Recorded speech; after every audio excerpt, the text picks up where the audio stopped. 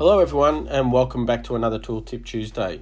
In today's episode we dive deeper into RN35 and look at a new function that's available within the i3DG simulation, and that gives us the ability now to capture an image or the simulation and embed it directly into our tool notes. And we can do that quite easily by hovering over the image with our mouse, right clicking and coming down to add image to tool notes. Once we've done that, it opens up the Tool Notes editor, and here we can look at the image that we've selected and we can continue to add notes to this image. So on this occasion, if we wanted to name this as setup, we can reference this image to our setup and at any particular time. So once we push OK and we look into our tool notes, you see it's added the image as an attachment.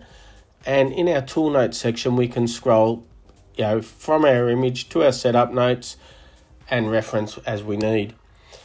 We can continue to add more images if we require. So if we make a different change to the tool, or we want to reference a different part of the tool, we can do that once again by simulating, hovering over the image, right clicking and adding the image to tool notes.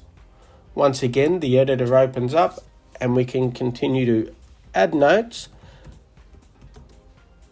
or references to a particular image to assist us with our tool grinding. Push OK, have a look at our notes, and we can see that it's added the second image as an attachment, as well as embedded it into the tool notes section. Images can be then opened up in a different application, so we can look at the image and reference it if we need to.